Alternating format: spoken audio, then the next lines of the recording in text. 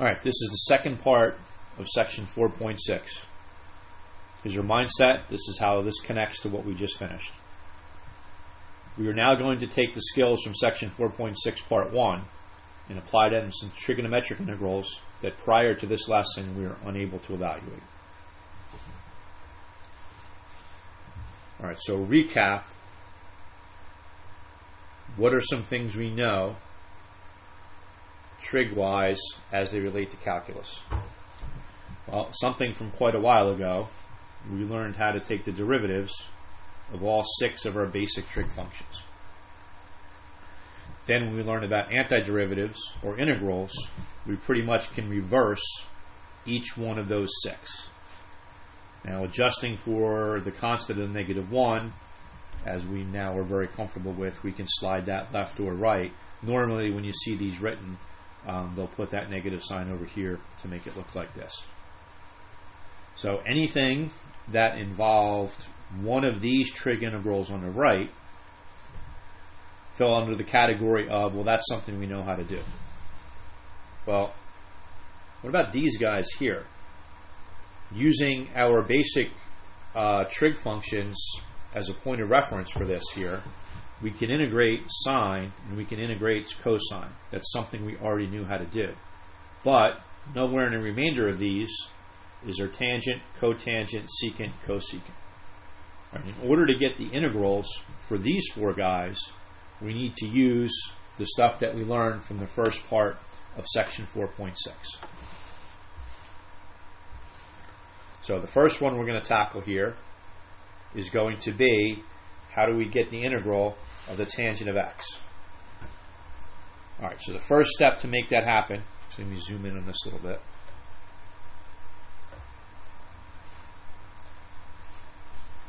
Get that focused.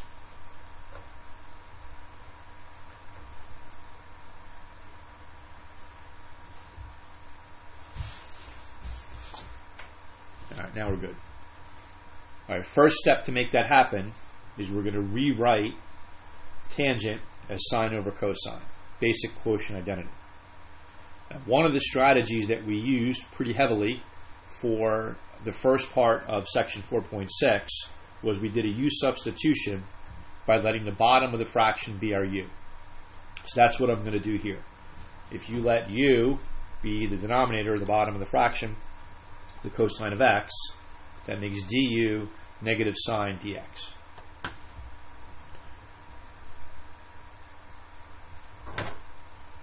Okay, that constant on the right of the -1, as we now know from doing this quite a bit, usually in our best interest to bring it over to the other side. So when we do the substitution here, that sine x dx right there is going to get replaced with, we got a typo here, that's du, is going to get replaced with negative du. Negative goes on the outside, the du goes there, and that cosine that's on the bottom gets replaced with the u. Okay, so that integrates to the natural log. Substitute back in, and that gets us our integral for tangent of x dx. All right, I'm not going to run through the set of steps because they are very similar to what we just did. You can pretty much take the same set of steps, instead of doing it with tangent, doing it with cotangent, by starting off with writing cotangent as cosine over sine, and it's the same set of steps in order to get the integral for cotangent. So a quick little recap before we leave this first page of our notes for today. We knew how to we knew how to take the derivative of all 6 of our basic trig functions. We knew how to reverse all of those, which included getting the integral of 2 of the 6 trig functions. Prior to using what we've been learning over the past several days, we didn't have an integral for these 4 guys right here. So one of the things that this material allows us to do that we've been working on is to make that happen. So we just went through in detail how to get the integral of tangent. Cotangent would be the same set of steps. Now we're going to take a look at secant and cosecant.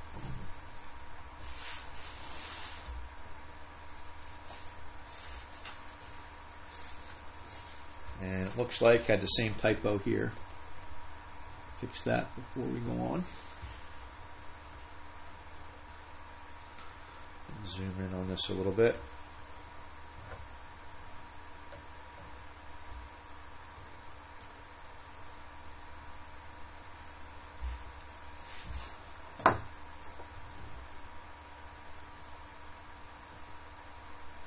Alright, so next thing is we want to integrate secant of x. Now here we need to be a little bit more creative in terms of being able to get this to work out. The derivation for tangent and cotangent, based on the experience you had from pre-calculus last year, based on what we've done in this class, that derivation is not too difficult. That is something that I'm confident many of you could figure out on your own without me necessarily even teaching you anything.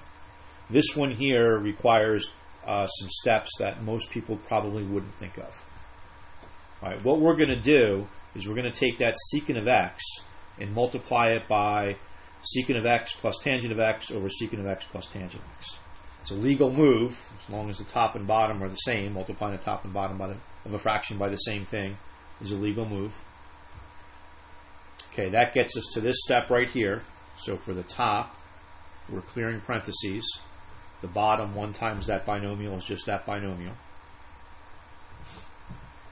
And the common theme for most of what we did in part 1 of section 4.6 and what we did on the first page here is what if we let u be the bottom of the fraction? Secant x plus tangent of x. Okay, that makes du, the derivative of secant is secant tangent, derivative of tangent is secant squared. Okay, well that matches the top almost as is, other than just flipping the order of addition, which is certainly a legal move that we can do. So now we do the substitution step.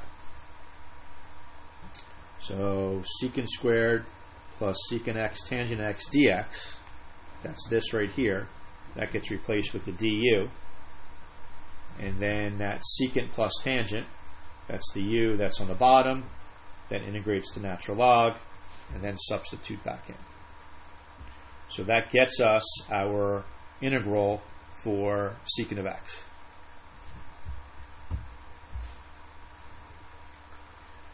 And I'm not going to go through the steps, but the same set of steps we did for secant, you can do for cosecant. Mirrors up to be almost identical in terms of what needs to be accomplished. Alright, so this is pretty significant in our trig world because now we have both the derivatives and the integrals of all 6 of our basic trig functions. So, as a recap here, putting this back into the big picture, prior to doing what we did today, we did not know the integral for those 4 guys right there. Now we do. So as far as what we know with integrating trig functions, we have the 6 that we knew that were on the top of the previous page prior to today, and now this adds to the list. So we have a pretty large toolbox in terms of things that we can use in order to integrate trig-related expressions. All right, now on to, well, what types of problems are you responsible for when it comes to using these guys? So, last page of notes for today. Zoom in on this a little bit.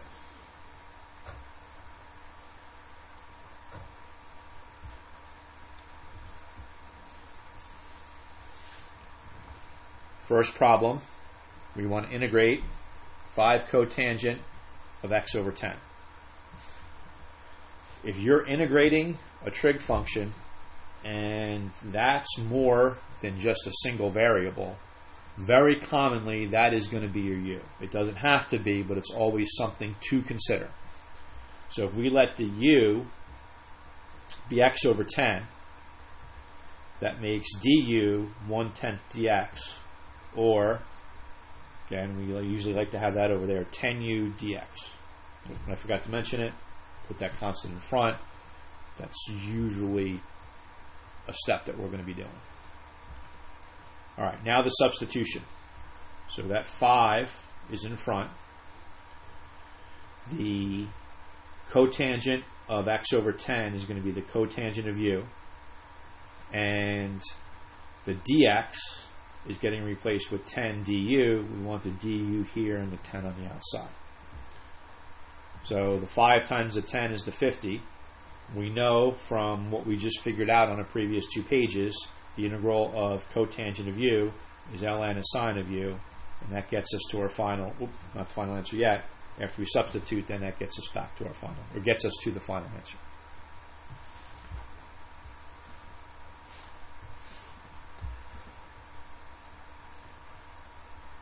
All right, example 2, we want to integrate secant of pi x.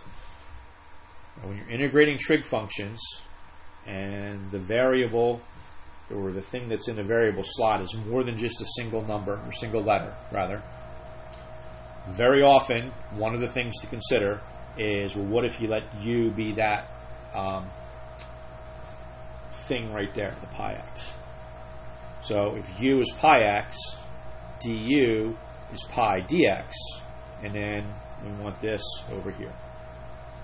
So now when we do our substitution, secant of pi x is secant of u, dx is 1 over pi du. We want the constant on the outside, so this is what we're left to integrate with. Okay, constant comes along from the ride, for the ride. This, we know, integrates to that from the previous 2 pages of work. Then we substitute back in the u with the pi x, and that gets us to our final answer.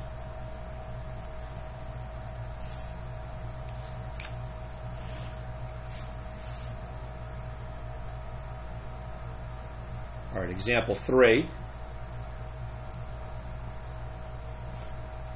This is what we want to integrate here.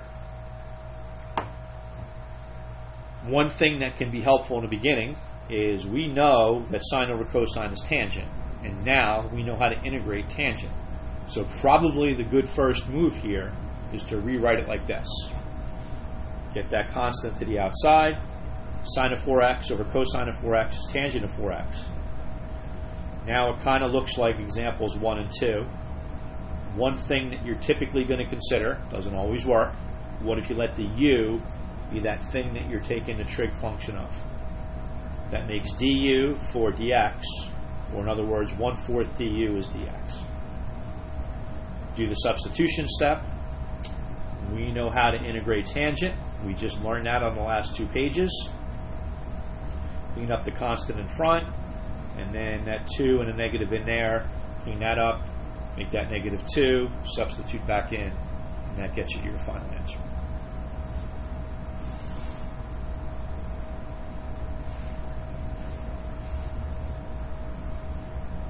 And now for examples 1, 2, and 3, I had specifically said that one thing to consider is what if you let the u be that thing that you're taking a trig function of. Now in many situations, for example, examples 1, 2, and 3, that works out very well. Sometimes the u needs to be an entire trig expression. So for number 4, take that 20, put it in front. If we take the derivative of tangent, we get secant squared. So if we let the u be the entire bottom of the fraction, the derivative of that becomes the top of the fraction with just having to deal with the constant issue. So du is going to be secant squared of 4x times 4, because we get a little bit of a chain rule in here. We want that over here. So we have 1/4 du is equal to secant squared of 4x dx.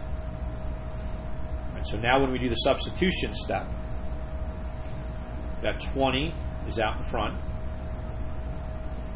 The u was the tangent of 4x. That's the u on the bottom. This right here, secant squared of 4x dx, that gets replaced with 1/4 du. We want the 1/4 on the outside. Du goes there. Integrate, clean up the constant, substitute back in, and you're home free.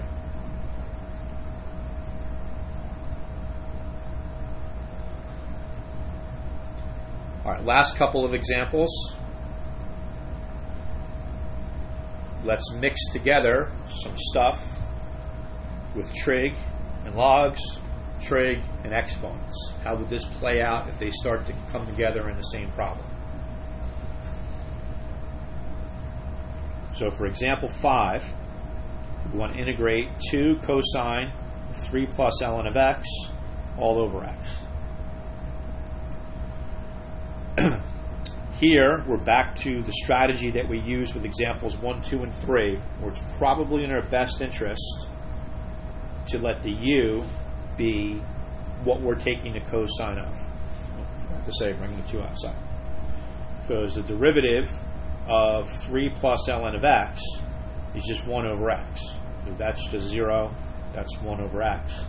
So that 1 over x appears as another piece within what we're trying to integrate here. So we do the substitution, the 2 is in front, cosine of u, and then that over x dx becomes the du. Okay, that's something we already knew how to integrate from long before today. Substitute back in, and we get our final answer. All right, a very similar problem for example number 6 here, where we have, instead of a logarithmic inside of a trig function, we have an exponential inside of a trig function. So taking note of the derivative of e to the x plus 1 is e to the x. So the derivative of this appears there. The only thing that we have to worry about is that constant doesn't quite line up, which we're perfectly capable of dealing with right now. Put that to the outside. Let the u be e to the x plus 1. Du is e to the x dx. Pretty clean substitution step here. The 5 is already out in front. That's the cosecant of u. And then this e to the x dx gets replaced with du. From what we learned on the first couple pages of our notes, that integrates to this. Clean up that 5 times the negative in front, substitute back in, and then we get our final answer.